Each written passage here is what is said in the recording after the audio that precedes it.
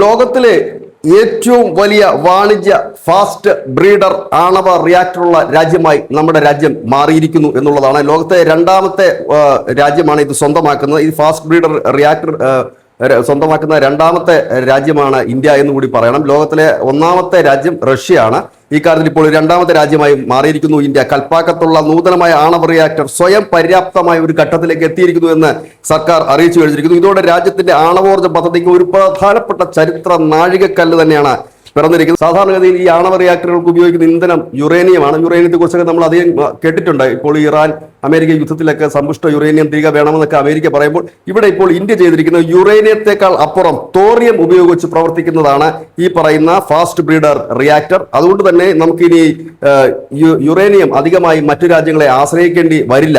അതുമാത്രമല്ല, ഇന്ത്യയുടെ പക്കൽ വലിയ രീതിയിലുള്ള തോറിയം നിക്ഷേപം നമ്മുടെ രാജ്യത്തുണ്ട്. അതുകൊണ്ട് തന്നെ തോറിയം ഉപയോഗിച്ച് പ്രവർത്തിപ്പിക്കുന്ന ഒന്നാണ്. അത് വലിയ രീതിയിൽ യുറേനിയം ആവശ്യമില്ലാത്തൊരു റിയാക്ടറാണ്. IGCAR ആണ് ഇതിനെ രൂപകൽപ്പന ചെയ്തിരിക്കുന്നത്. ഇന്ത്യയുടെ വിശാലമായ തോറിയം നിക്ഷേപം ഉപയോഗിച്ചുകൊണ്ട് പ്രവർത്തിക്കുന്ന ഒരു ആണവ റിയാക്ടർ. റഷ്യക്ക് ശേഷം ലോകത്തിലെ തന്നെ രണ്ടാമത്തെ വലിയ ഒരു ഹൈബ്രിഡർ റിയാക്ടറാണ്. ലോകത്തിലെ രണ്ടാമത്തെ വലിയ ഹൈബ്രിഡർ എന്നുള്ളതല്ല, ലോകത്തിലെ രണ്ടാമത്തെ ഹൈബ്രിഡർ ഉള്ള രാജ്യം ഇന്ത്യയാണ്. News desk news India Malayalam.